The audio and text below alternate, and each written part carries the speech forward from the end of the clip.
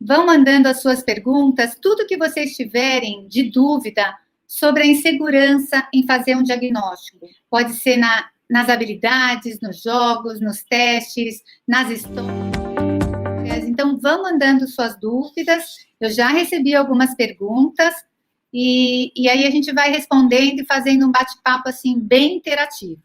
Dando recado, gente, amanhã vai ter live também às 18 horas, sábado, mas no domingo não vai ter. E aí a gente volta na segunda-feira às 19 horas, só que vai ser na Flimpo Educação.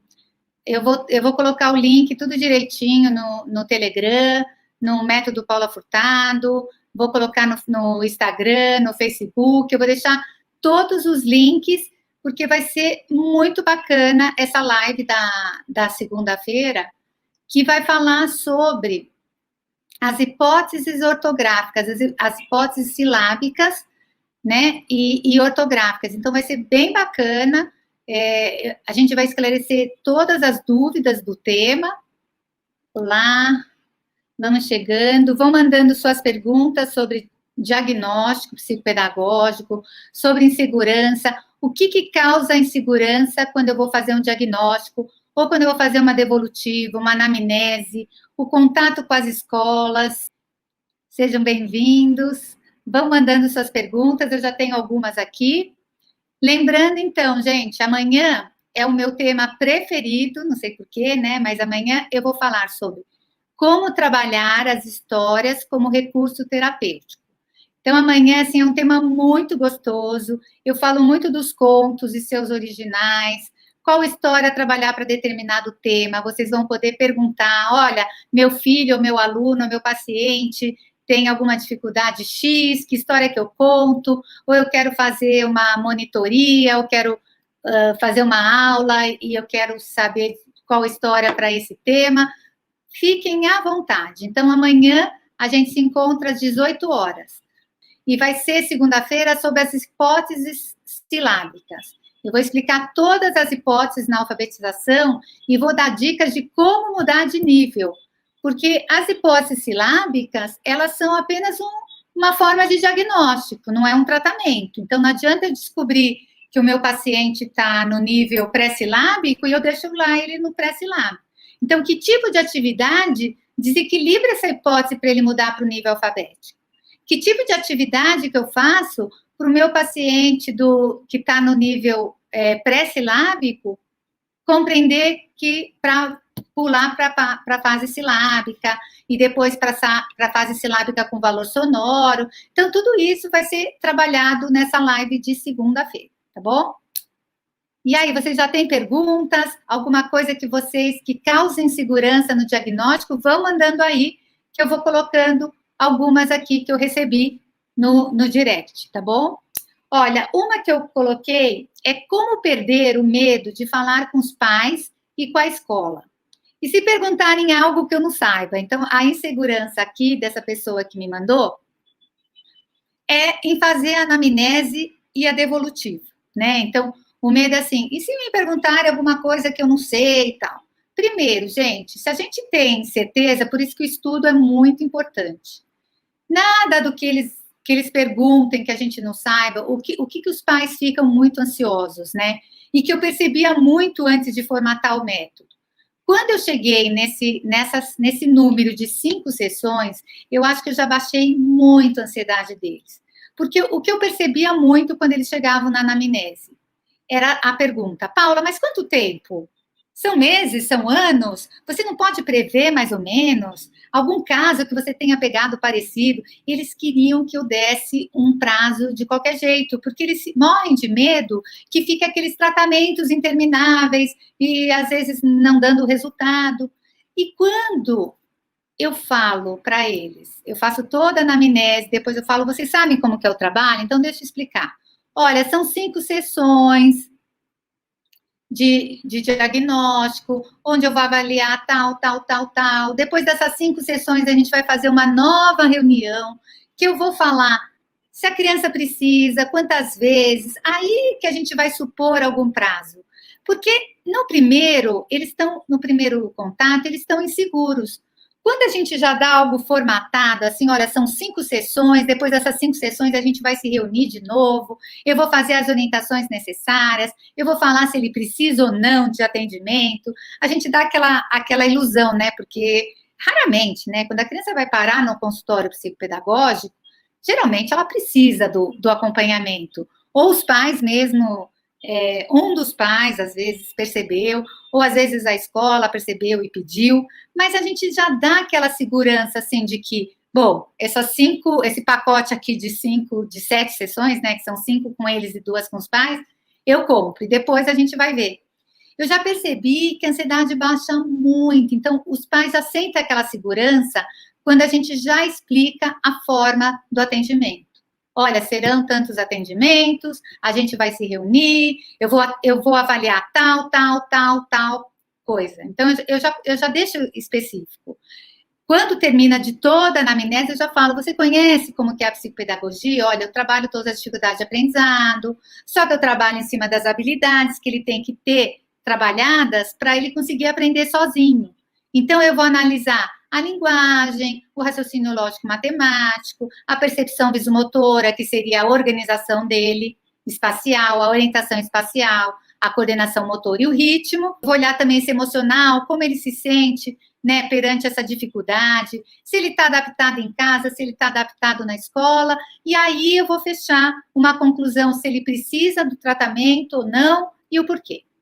Quando você fala isso, gente, a gente já mostrou, já passou uma seriedade, já mostrou que a gente sabe o que está fazendo, a gente sabe o que está avaliando, e aí ele já sente aquela confiança que eles vão e eles compram o pacote do diagnóstico. Então, é muito bom.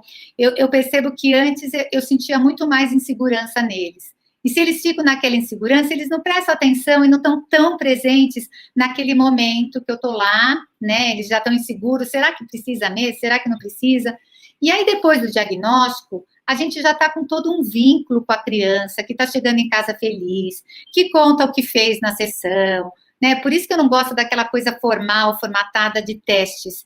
Eu uso um ou outro teste, mas eu gosto de jogos. Eu gosto de usar os jogos para avaliar tudo, e dá para avaliar. No método Paula Furtado, hoje eu continuei com a gravação também, está ficando demais as atualizações. Eu estou deixando, assim, bem claro de cada módulo, assim, cada parte que eu avalio, os inúmeros jogos que a gente pode usar na avaliação. Então, dá para ser divertido, gente, dá tanto para avaliação como atendimento serem divertidos. Então, isso que é o gostoso.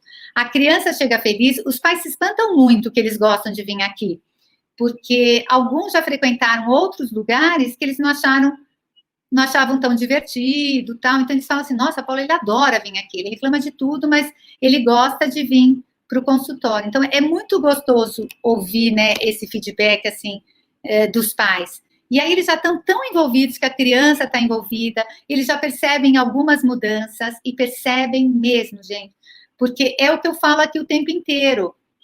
Me perguntam muito: já é para fazer intervenção no diagnóstico? Claro! Você avaliou lá, você fez uma dinâmica, você percebeu que ele está lendo super mal, sem fazer pontuação, você vai anotar lá que foi o que foi visto no diagnóstico. Leitura sem pontuação, não interpreta o que lê, mas você já vai dando dicas. Olha, vamos parar na pontuação? Então vamos fazer o seguinte: você lê até o próximo ponto, eu leio até o próximo ponto. Esse tipo de dinâmica faz com que a criança perceba essas pausas na fala e na leitura. Então, ele vai ler já melhor, ele já dá essas dicas para as mães, então é muito interessante. Eles falam: ele falou para eu fazer do jeito que ele faz com você, que cada um lê até um certo ponto. E quando eu falo cada um lê até o ponto mesmo, para na vírgula, o outro para na vírgula, para no ponto e vírgula, para nos 2 pontos, ele tem que perceber a função da pontuação. Então, na leitura, isso é muito bacana. E aí a gente percebeu, a gente já vai dando as dicas, eles já vão tendo transformação durante o diagnóstico. E na postura também. Por que eles já vão mudando a postura? Eles já vão mudando a postura porque as histórias permitem isso. As histórias vão dando esse caminho, esse sossego, esse equilíbrio emocional que vai não só mexer com o pedagógico, mas vai mexer com o emocional, com as habilidades socioemocionais também. Tá bom? Eu acho assim, né, essa pergunta ainda de o medo de falar com pais e com a escola. Quanto mais fundamentado nós estamos, melhor. Eu senti assim, lá no começo, porque eu fiz a psicopedagogia, né, que era toda na linha do Heidegger, que é a linha do fenômeno. Então, eu ficava assim, muito tempo fazendo vínculo, vendo o que acontecia, né, o que a criança trazia na sessão. Agora, não. Apesar de ter uma coisa bem... de não ser uma coisa parada, é toda, né, de movimento a sessão. Então, eles chegam, eu escolho uma dinâmica, ou eu faço um jogo que já avalio alguma coisa, ele escolhe alguma que ele quer fazer. Se é uma criança de TOD, uma criança mais hiperativa, eu sempre deixo ele começar escolhendo o que ele quer fazer na sessão, mas eu sempre pontuo que tem um tempo. Não adianta ele escolher um jogo que vai durar a sessão inteira e que não vai dar tempo de eu fazer o diagnóstico. Eu falo para ele. Tem algumas coisas que você pode escolher, tem os momentos, mas tem outros que eu tenho coisas para trabalhar com ele, porque foi o acordo que nós fizemos naquele primeiro encontro, né? Que eu estou aqui para ajudá-los com dificuldades escolares de aprendizagem. Então, eu vou ter que trabalhar algumas coisas que eles podem não achar muito bacana. Aliás, gente, eu cortei um pouco daqui do consultório aqueles jogos intermináveis, Monopoly. Então, quando eles querem muito jogar, esses jogos que são muito compridos, eu falo, ótimo, a gente vai jogar 20 minutos. Quando passarem esses 20 minutos, a gente vai parar, vai guardar o dinheirinho, os lugares que a gente conquistou, a gente vai pôr um durex, escrever o nosso nome e a gente continua na próxima sessão. Porque aí eles matam um pouco a vontade, né? Esses jogos também trabalham bastante coisa, trabalham leitura, interpretação, essa parte do dinheiro, deles fazerem a reversibilidade, mas eu gosto de mesclar a sessão com outras coisas, porque quando a gente faz o diagnóstico, principalmente na hora do diagnóstico, a gente tem que olhar outras vertentes para ver o que está acontecendo com essa criança. Então, tem que ser bem equilibrado essa distribuição da sessão. E isso da gente organizar e já falar o que a gente vai fazer é muito bom para trabalhar essa ansiedade deles, porque eles ficam muito assim, o que a gente vai fazer depois? O que vai fazer depois? Ainda mais numa sala assim como essa, que tem de tudo, aí tem um armário só de jogos, um armário só de tinta, um armário só de atividades de arte, e toda essa estante com muitos livros, a gente já tem que dar uma direcionada do que vai ser trabalhado. Às vezes eu falo, olha, vai ter um material surpresa, mas vai ser a segunda parte da sessão. Então, a gente já dá uma direcionada. Se por acaso ele não queira cumprir com o combinado, o que fazer? Então, é o que eu coloco para eles. Às vezes, eu fico um tempão esperando eles virem para o combinado. Mas, principalmente o TOD, né, o transtorno opositor. Eu combinei assim, olha, eu separei um jogo, eu separei esse jogo que a gente vai fazer, aí você escolhe um. Aí, tá, segundo esse, depois a gente faz um trabalho de arte. Ou, geralmente, gente, se a gente começa com a história e com material de arte, é dificílimo ele não querer fazer a outra atividade, porque ele já está todo no ritmo. Mas, com os meus opositores, se eu combinei o contrato, eu sento na mesa e fico esperando eles terem a boa vontade de vir, e eles vêm, porque eles não querem deixar de fazer a outra atividade que foi a que ele escolheu. Então, eu fico esperando. Eu falei, olha, a gente fez um combinado. Aí eu fico aqui, aí começo a escrever no meu iPad, né, algumas anotações da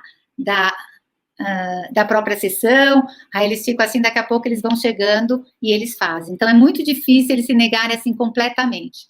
A não ser que eles me deem uma boa justificativa, assim, antes do nosso combinado. Eles falaram, ai, Paulo, eu já li tanto, eu tive que ler para o livro que eu tive prova hoje, então vamos fazer outra coisa?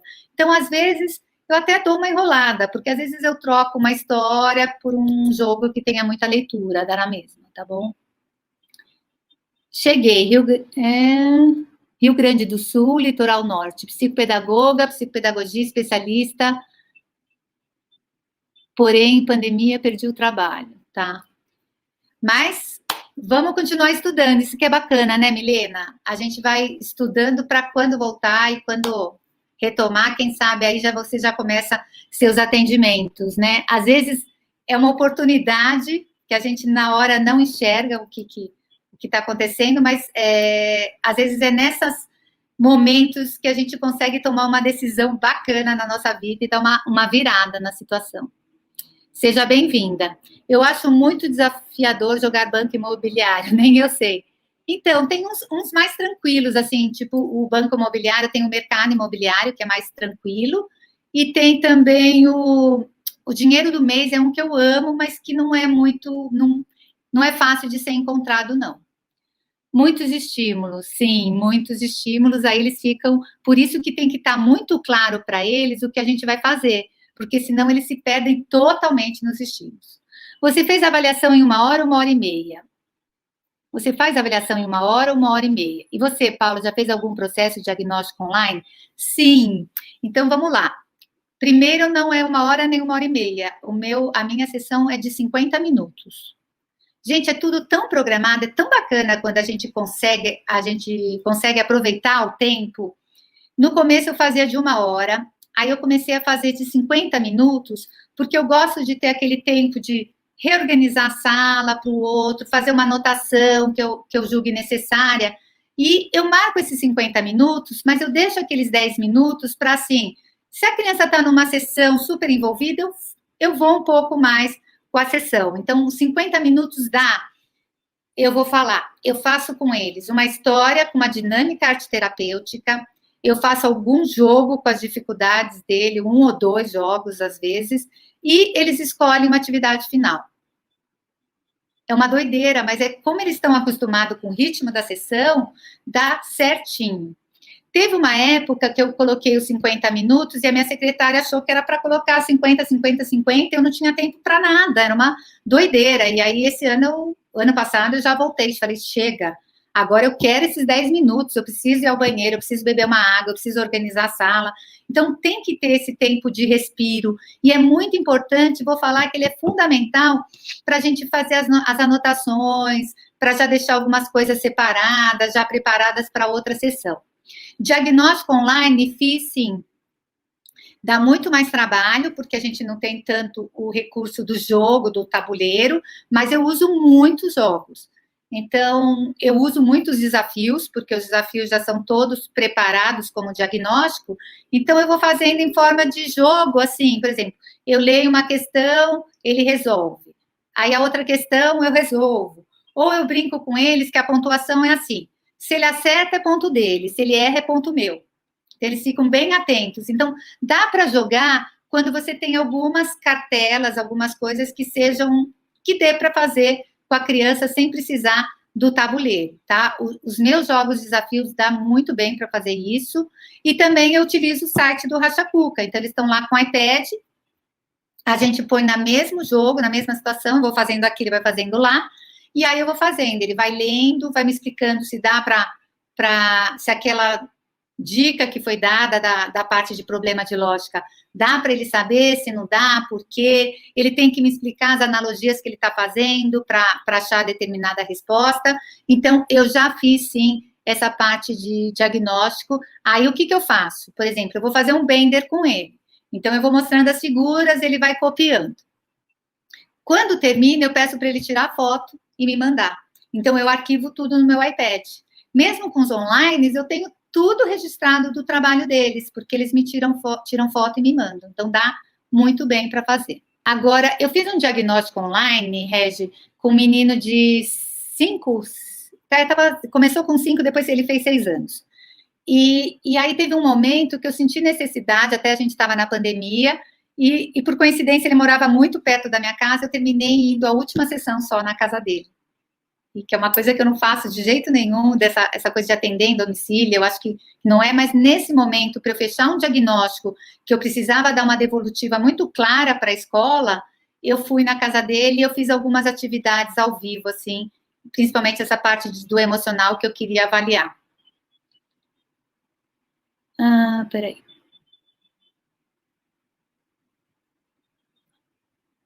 Como posso trabalhar com meu filho que está no 3º ano e ainda não consegue ler? Oi, Bruna. Olha, você já viu se ele tem algum transtorno de leitura escrita, se ele tem troca de letras? O bacana, ele não consegue ler, ele não está alfabetizado mesmo? Ou ele lê, mas ele não tem um letramento, ele não interpreta aquilo que lê? Então, quando você me responde, eu vou responder a da Regilene, tá? Isso, na avaliação. E dá para verificar a queixa inicial da família? Dá para verificar, sim. Então, eles colocam... Eu sigo o mesmo padrão. Eu fiz agora, acabei de fazer uma avaliação com um menino que ele está nos Estados Unidos, ele mora em Nova York, e eu fiz toda a avaliação online. Eu fiz no mesmo esquema. Então, quando eu vou avaliar a parte de leitura e interpretação, eu mando o texto antes e ele vai lendo e eu vou acompanhando com ele. Aí, na parte de leitura, eu sempre tem 3 momentos. Eu peço para ele ler em voz alta e me contar o que ele entendeu do parágrafo. Aí, no segundo parágrafo, eu leio, ele só fica escutando, então eu quero ver essa parte quando ele está no oral, né? Quando ele está no auditivo, se ele interpreta. Então, eu leio, ele me fala o que ele interpretou, e num terceiro momento, ele lê um outro parágrafo em leitura silenciosa, ele me fala o que interpretou, né? A parte de escrita, dá para eles fazerem, às vezes ele faz no computador e já me manda, às vezes ele escreve mesmo na folha, alguma atividade que eu fiz de escrita e já tira a foto e me manda. Aí, no dia que eu avalio a parte de organização espacial, orientação espacial e ritmo, que eu trabalho com revistas, ele também faz os recortes, faz a montagem, depois me manda. Então, dá para fazer de todas as maneiras, dá para avaliar o diagnóstico em cima da queixa. Né? Se for raciocínio lógico, eu uso o Rachacuca, que tem 1000 atividades de lógica. Eu mando, quando eu quero avaliar a parte formal, de conteúdo mesmo, escolar, formal, eu também mando uma folha para eles, a mãe imprime. Então, dá muito mais trabalho, né, do que porque no consultório a gente já tem tudo lá formalizado, tudo organizado, então eu só abro o meu armário, pego o material que eu quero avaliar e eu vou. Agora, o online dá mais trabalho, mas é super possível, tá bom? Tá, e a gente vai ver se a queixa inicial da família é aquilo que a família acha mesmo, né? Então, às vezes eles falam, ai, nossa, ele é péssimo em problema, mas na verdade ele tem uma lógica boa, ele só não interpreta. Então, mesmo a gente tem uma queixa inicial, mas mesmo tendo a queixa inicial, eu sempre cerco a criança por todos os lados. Eu vou olhar percepção analítica, eu vou olhar classificação, conservação, inclusão, linguagem oral, linguagem escrita, e aí por diante. Eu cerco, independente de como vem a queixa, eu cerco por todas as habilidades para fazer esse diagnóstico preciso nas 5 sessões. Ainda não atendo online, fico com dúvida de como adaptar. Então, olha, vai fazendo, a gente vai te ajudando aqui, você vai ver como é possível. Dá para adaptar. Antes dessa pandemia, eu tinha poucos online, eu tinha mais na linha da arte-terapia, porque eram de ex-pacientes que eu já tinha atendido aqui no Brasil, e aí eles mudaram de país, e eles queriam que eu atendesse. Então, eu concordei, mas meio reticente, eu achava que aquilo não funcionava tanto. Mas aí, eu fui vendo que funcionava, mas eu achava que funcionava porque eles já me conheciam, né? A gente já tinha todo um vínculo formado. Mas aí, na pandemia, mas tanto é que esses meus pacientes começaram a me indicar os amigos deles. E eu falava assim, não, eu já tenho toda uma história com você, eu já conheço a maneira como você aprende, como você, sabe, eu já conheço toda a tua vida, então a gente já tem um vínculo formado. E eu recusava alguns pacientes, dos amigos, dos que já eram meus. Mas agora, na pandemia, começaram a vir alguns para diagnóstico, e eu fui fazendo testes, e eu vi que dá super. Hoje em dia, eu penso que é muito bacana a criança, às vezes acontece um imprevisto, o motorista faltou, a mãe ficou presa no trânsito, liga o celular e faz a sessão, não precisa perder a sessão naquela semana. Então, hoje eu já vi que vai ser uma prática que eu vou mudar. Tem o presencial, é marcado pelo presencial, é mais bacana o presencial, mas se não for possível, dá para ser online. Então, isso é muito bacana, eles não vão perder mais tanta sessão. Quais os recursos e aplicativos usados para avaliação e visualizar as formas como as crianças dão o feedback?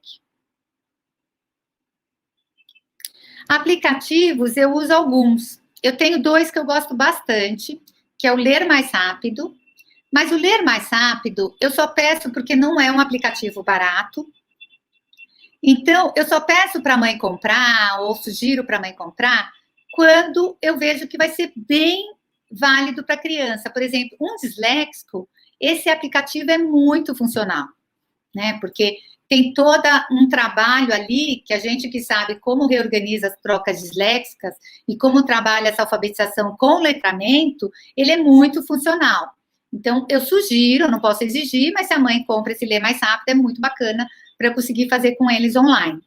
O Racha Cuca é um que está de graça e ele tem muita coisa. Ele tem leitura, análise, síntese, classificação, conservação, inclusão.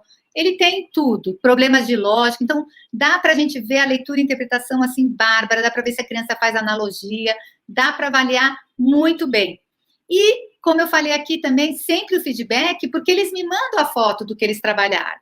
Então, eu tenho tudo fundamentado, tanto para os pais como para a escola, né? Eu falo assim, olha, nessa atividade, olha, ele fez isso quer dizer que ele não tem tal habilidade, mas ele tem essa outra que pode servir como recurso. Então, eu explico tudo para os pais, mas fundamentado com as fotos que eles vão me mandando. É uma graça que a criançada dá um baile, né, com tecnologia. Então, eles já tem uns que já escaneiam o próprio documento e já me mandam pelo iPad. É uma gracinha como eles sabem lidar e aí deixam a gente ter todo esse material aí do diagnóstico. Eu acho bacana, se a criança está no 3º ano e não consegue ler, ela deve ter algum transtorno de leitura e escrita, né? Então, você vai começar a olhar se ela apresenta trocas disléxicas ou não, mas às vezes a criança não está alfabetizada, não dá para a gente perceber tão claramente se ela tem essas trocas ou não. Então, o que é bacana a gente fazer com essa criança? Trabalhar de uma forma bem conservadora, bem tradicional mesmo. Eu vou apresentar para ele uma letra, a letra B. Então, é assim que a gente reorganiza um transtorno de leitura e escrita. Então, é tipo aquelas apostilas de caminho suave da vida. Então, tem um material da BD, que é um material que é um pouco caro, e que eu acho que dá para a gente usar aquele material, ou a BD é a Associação Brasileira de Dislexia. Tem um também da Sumaya Sampaio, que é Atividades para Corretivas de Leitura e Escrita, que é o livro azul, é o primeiro deles. Ele é bem bacana também para aquela criança que a gente precisa fazer toda essa parte de novo de como é que chama? De prontidão para ele ser alfabetizado. Então, vamos ter que trabalhar de novo com rima, literação, som inicial. E o importante para ver que essas crianças que não conseguem ser alfabetizadas, então, às vezes, esse transtorno que eles recebem a imagem da letra invertida. Então, o importante é trabalhar as famílias das sílabas separadamente. Então, eu vou trabalhar o B, que eles trocam com D, eu vou trabalhar o B, eu vou fazer o B com massinha, eu vou procurar o B nos livrinhos, eu vou só passar o B com guache, aí eu vou ler só palavrinhas com B, bala, bela, bola, bi, sabe coisa? Até ele reorganizar que toda vez que ele recebeu o D, na verdade é o B. Quando ele recebe o B, na verdade é o D, porque eles recebem a imagem invertida mesmo. E a maneira como a gente reorganiza é essa. Eu não sei se vocês já viram, mas eu acho que a maioria dos pedagogos, psicopedagogos, já conhecem aquele filme Assim Como as Estrelas na Terra, Toda Criança é Especial. E esse filme é um filme que eu me emocionei muito a primeira vez que eu vi, porque ainda por cima que eu sou arte-terapeuta, eu sempre, intuitivamente, como é aquele professor também, né, do filme, ele usa a arte junto. Isso é muito importante, porque a arte ajuda muito nessa orientação e organização espacial. Então, quando você faz com o corpo, então aqui eu vou trabalhando B, eu coloco de fita crepe no chão B, então ele pula em cima do B, ele vai na caixa de areia e faz o B, aí ele procura o B. Então, essa é a melhor maneira de você trabalhar uma criança que está com muita dificuldade na alfabetização, que já devia estar alfabetizado, então algum problema tem aí. Então, separa, trabalha essas letras separadamente, que você vai ver que ele começa a dar uma deslanchada. A sua avaliação é basicamente qualitativa. Penso que tem que ter um olhar clínico apurado, pois não tem score, Paula. E no relatório você explica suas observações, apontando que foi feito qualitativamente, é isso? Sim.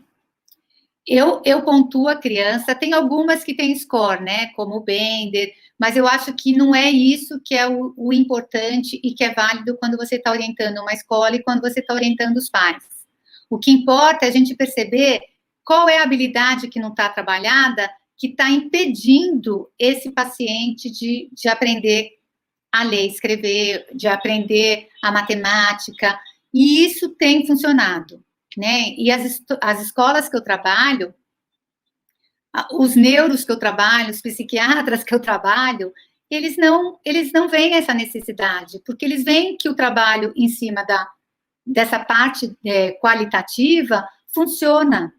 Então, tem um ou outro, às vezes, assim, por exemplo, quando eu vou pedir alguma coisa relacionada a deveres que a criança tem por ser TDAH, eles pedem um neuropsicológico, mas eu não sou neuropsicóloga, não tenho essa função de ficar dando score.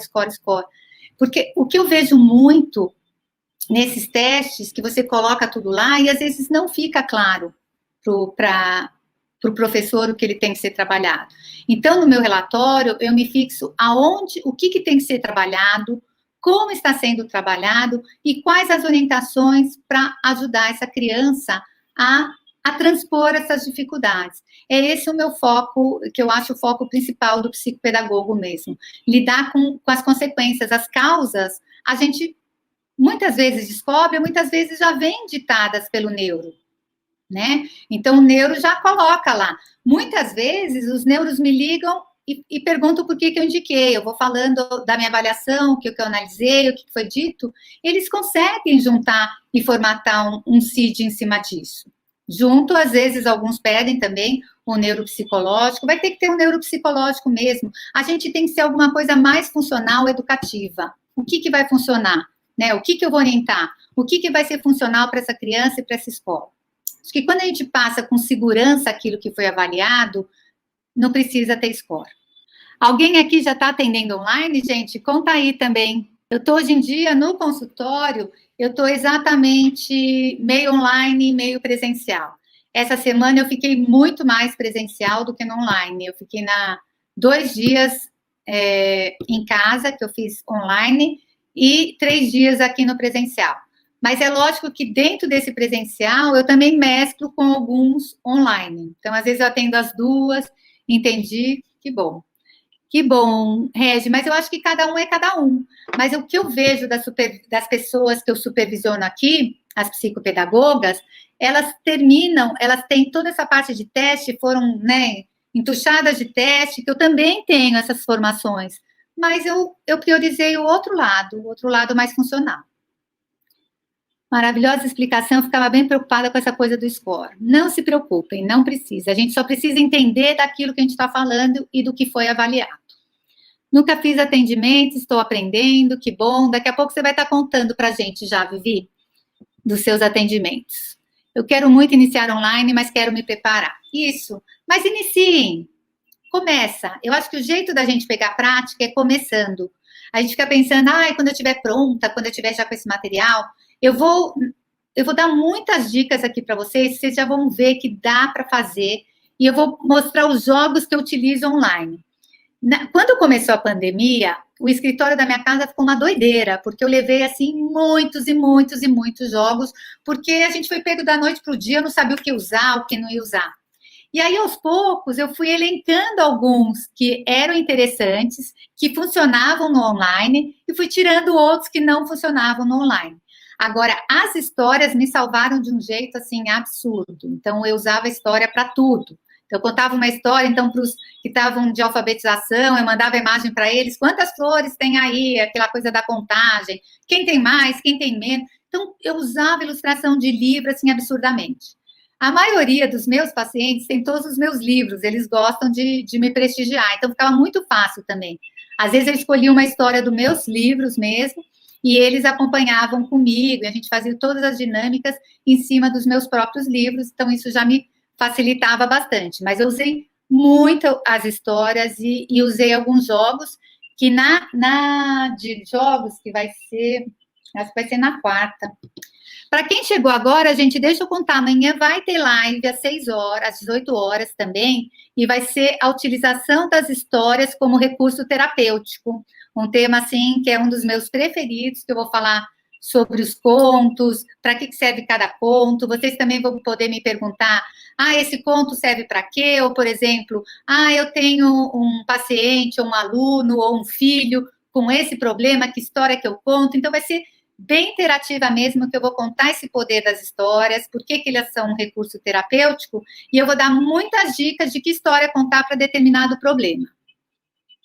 Eu ainda estou no sonho, mas sonhar é o primeiro passo. Mas aqui eu vou com vocês, principalmente você que você já é PPX, Fran, a gente vai nas mentorias, eu vou passar o passo a passo para você realizar seu sonho. Tudo é possível, gente. O atendimento online é possível, o consultório dos sonhos é possível.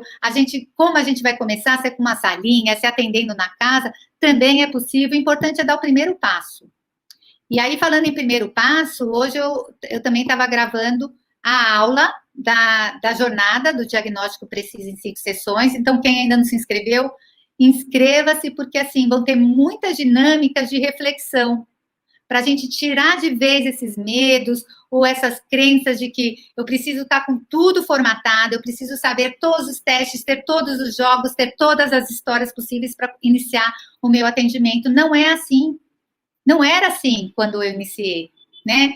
Eu comecei, tem horas que eu fico pensando de algumas coisas que eu não enxerguei, eu lembro de algumas crianças, mas faz parte. Eu vou falar uma coisa, não vem um paciente que você não consegue lidar, então vai vir o paciente certo para você. Hoje em dia, os casos cabeludos que vêm para mim não vinham lá no meu início de atendimento, né? Então, até energeticamente, ou os neurologistas, os psiquiatras, já sabem o que podem me mandar, que eu posso dar conta. Né? Lá no começo, não vem aqueles que é para a gente ir se trabalhando, e se fortalecendo e ganhando experiência mesmo. Quero me preparar. Ainda não comecei a atender como psicopedagoga, estou aprendendo, boa. Mas aí, eu não sei qual que é o seu trabalho, né? Deixa eu ver quem é que falou isso. A Priscila. Mas você já pode ter um olhar psicopedagógico em outras áreas da sua vida. É muito bacana. Eu vejo, assim, mães que estão comigo. Eu tenho uma mãe que eu atendo o filho agora. É um que também está nos Estados Unidos, está morando em Miami. Mas eu já atendi os 2 mais velhos dela.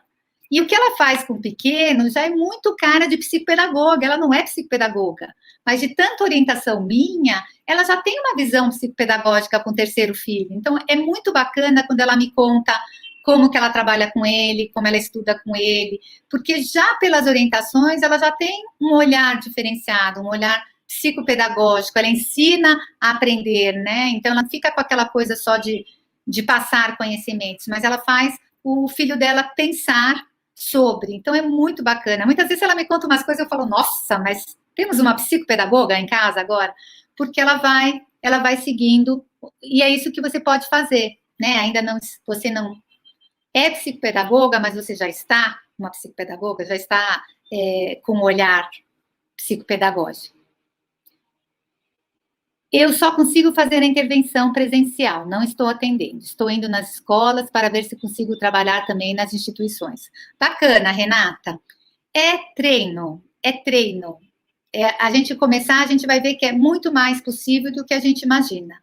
Eu tinha essa crença, você vai ver que com treino, é que nem no começo, a gente não consegue se imaginar atendendo ou fazendo intervenção. Teve uma pergunta aqui que me mandaram no direct, que ela falou assim, ó, só atendo crianças pequenas, morro de medo de atender adolescentes. Já até recusei pacientes, mesmo precisando, por temer não saber o conteúdo. Faz sentido? Eu falo, não faz sentido, mas é compreensível. O que faz sentido é o nosso sentimento, ele é real. Então, eu me lembro que a primeira vez que veio um adolescente, quer dizer, não era nem adolescente, ele tinha 21 anos, né? Então, era um menino que já estava na faculdade, e eu estava assim, eu tinha uns 2, 3 anos de consultório, né? Então, você começa a falar assim, gente, o meu trabalho com jogos, como é que vai interessar?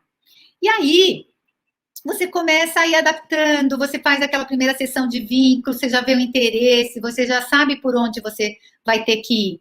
Então, é normal, tudo que é novo, a gente dá aquele passo atrás na insegurança de falar, será que eu vou? Mas o bacana é quando a gente testa, e a gente vai reconhecendo, e às vezes até descobrindo um nicho que a gente achou que talvez não gostasse. Talvez achasse... Eu tenho uma pessoa que eu supervisiono aqui na clínica, que ela só gostava de pegar os pequenininhos. E aí, quando veio o primeiro adolescente, ela queria me passar. Eu falei, mas por que você não vai atender? Eu falei, não me sinto segura. Eu falei, não, eu vou com você, eu vou te supervisionar esse caso, você vai conseguir. Então, a felicidade dela, quando viu que ela conseguiu fazer um vínculo bacana, ela conseguiu fazer um bom trabalho, eu fui supervisionando sessão a sessão, e hoje ela atende bastante adolescente. Às vezes pode ter preferências, eu vou contar para vocês que eu não tenho preferência, eu adoro todas as idades, eu acho gostoso essa coisa de...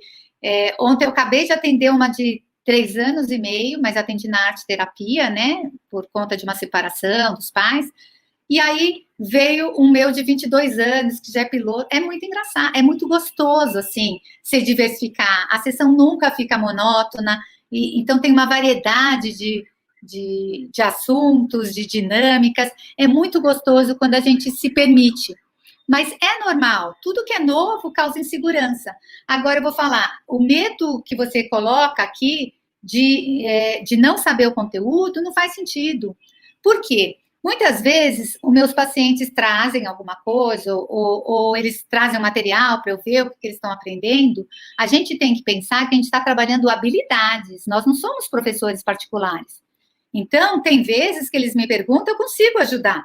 Agora, tem vezes que é um conteúdo, essa parte de matemática, física, que eu ainda, por cima, eu fiz magistério, que não teve química nem física, só tive no primeiro ano, aí depois fiz a pedagogia, fiz a psicopedagogia, arte terapia, leitura escrita, as minhas 8 pós-graduações, nenhuma foi ligada com a área de lógica.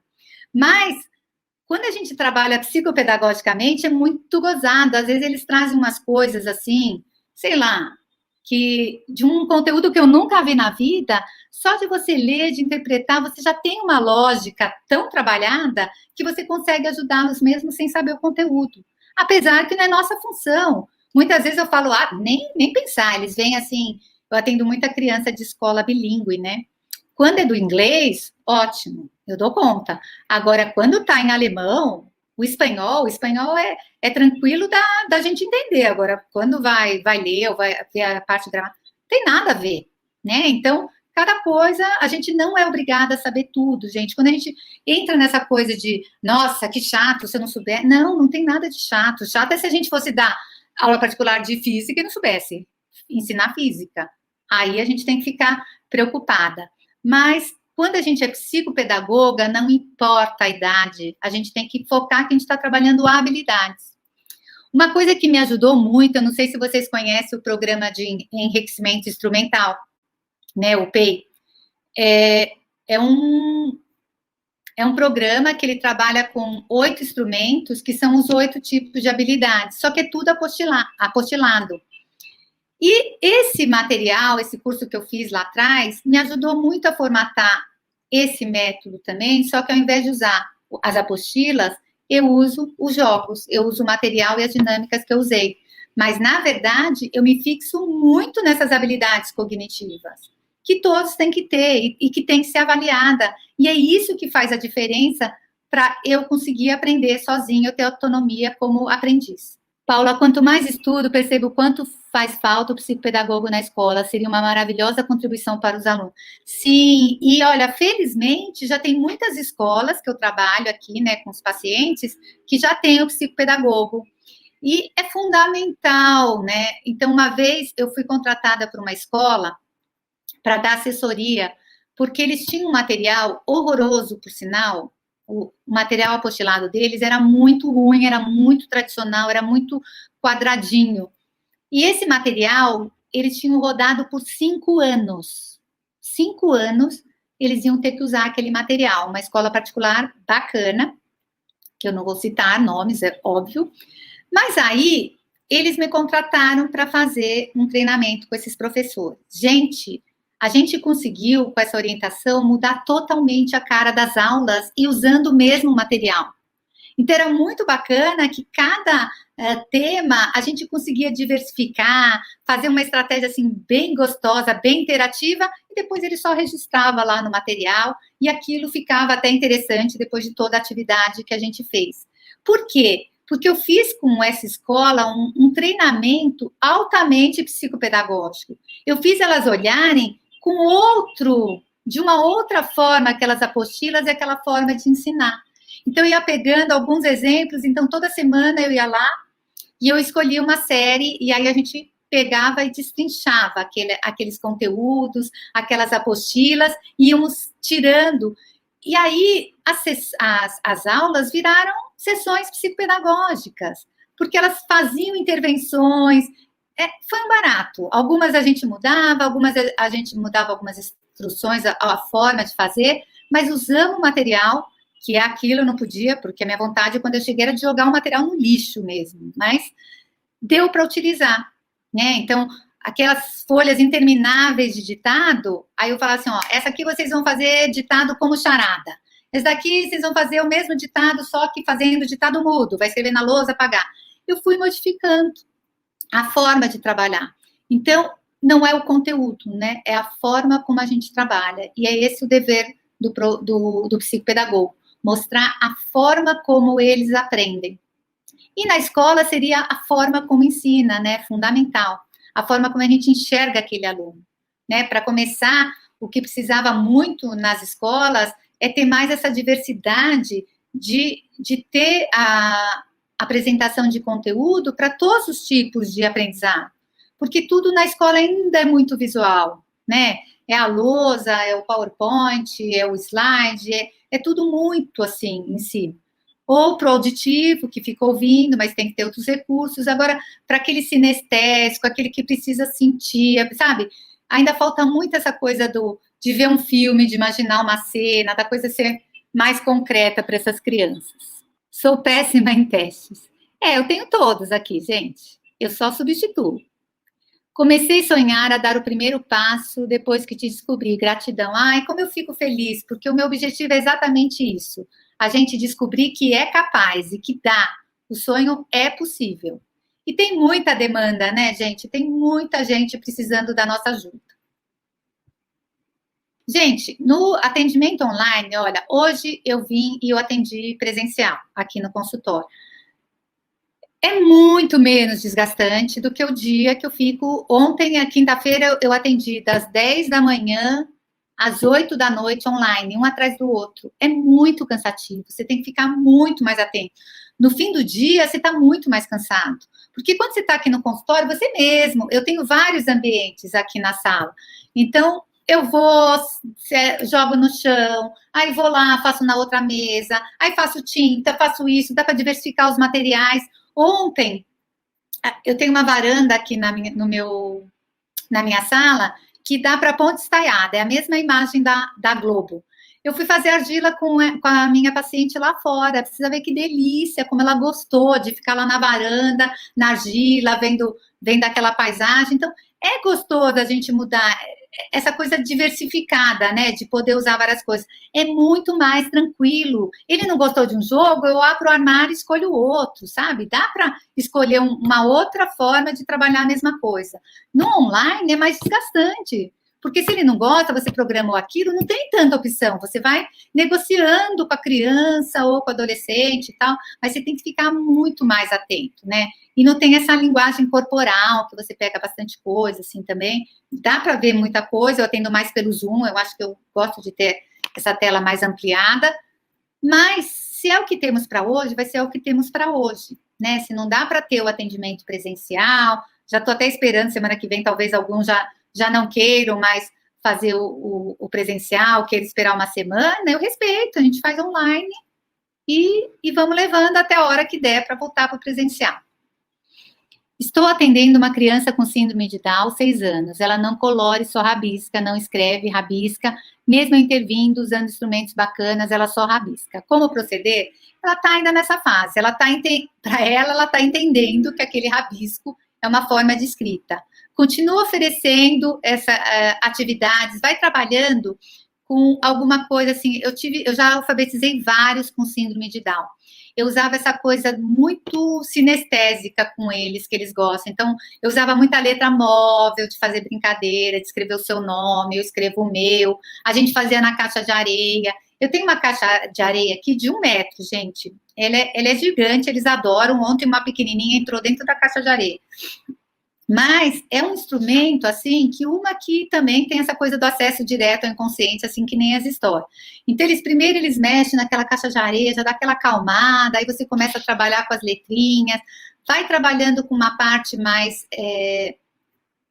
oral, né, de perceber sons, até que ele começa a se interessar. Sabe, vai fazendo com tinta. Ah, hoje a gente vai fazer a letra do seu nome com tinta. Hoje a gente vai colar coisa.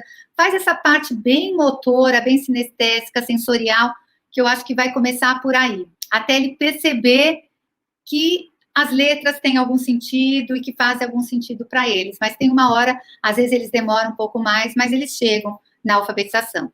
Eu já tive em vários níveis aqui, né, da síndrome, assim, aqueles que eu consegui alfabetizar com mais facilidade, aqueles que demoraram um tempo a mais, mas todos chegaram num processo de letramento. Fiz um super acervo de material de apoio com material reciclado. Às vezes eu vou doando. Acredito muito na arte, interdisciplinaridade, educação cíclica. Exatamente. Nossa, isso é muito bacana. Eu faço com eles também muitos jogos em cima das dificuldades deles. Então, material de sucata é muito bacana ter e fazendo essa coisa dos jogos. Então, essa coisa de treinar a letrinha, de treinar o movimento, nessa fase de alfabetização aí, principalmente quem fica...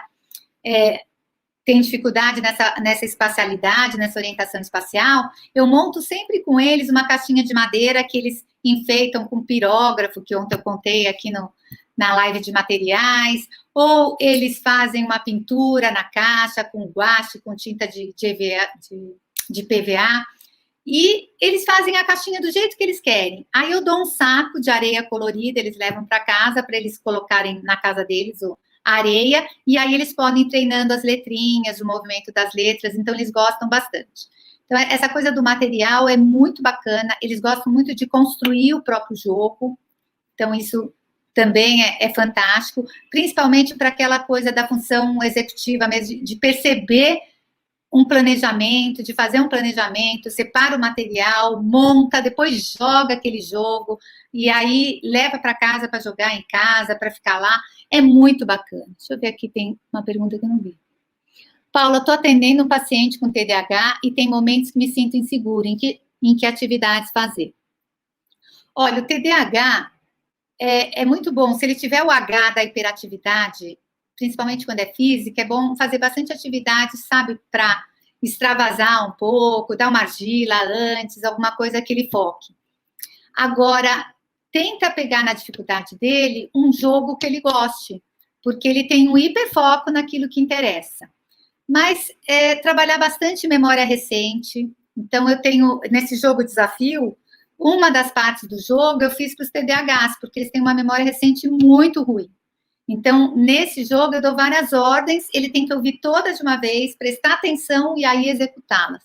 Isso é muito bacana para trabalhar com eles. Mas trabalha bastante histórias, porque, assim, o TDAH, ele vem muito com autoestima muito abalada, né? Porque ele se dispersa com facilidade, ele é chamado a atenção, ele faz uma prova achando que ele foi super bem, ele tira uma nota super baixa, ele acha que entendeu o conteúdo, e aí quando ele vai reproduzir, ele não consegue reproduzir. Então, vamos garantir, eu vou dar mais dicas de TDAH, gente, porque a gente já passou o horário, eu tô com medo da live cair. Eu vou dar mais dicas aos poucos para vocês, mas vai garantindo esse emocional através das histórias, o TDAH precisa muito disso. Eu fiz histórias, assim, muito dos livros que eu publiquei foi baseado no TDAH, né? O Caraminholas na Cachola também tinha um pouco de TDAH, apesar de falar mais de ansiedade, tinha muito até do que eu fiz para o meu filho, que não é TDAH, mas ele era muito ansioso. E o TDAH, principalmente a hiperatividade, tem muito da ansiedade e da impulsividade. Então, tem alguns livros aí que já são sobre o tema. Eu disse pacing, é o programa de enriquecimento instrumental. É um programa em espanhol e eu fiz há muito tempo, era assim, tanto é que o meu diploma é lá da Espanha mesmo, é todo na linha do Feuerstein, é bem bacana, mas novamente cai no apostilado, é isso que eu fujo. Então, eu uso o meu aprendizado e foi o que eu coloquei no método que você vai receber, Reginele, pode ficar tranquila que você vai já entender bastante. Uau, eu vejo exatamente isso. Não é um material lindo, caro, plastificado, mas aquele que tem envolvimento, proposta, contribuição e montado com os alunos é muito mais legal. Exatamente. Fala sobre ansiedade, pois meu filho sofre muito com isso. Falo, Fran, amanhã, porque amanhã o tema é a utilização das histórias como recurso terapêutico. Deixa eu ver se tem mais alguma que eu não respondi. Como avaliar uma criança de 4 anos. Também vou anotar para que faltou hoje. Gente, vai cair a live, tô morrendo de medo de perder, aí vocês não vão conseguir ver o que não viram ainda, tá bom? Beijo, boa noite para todas.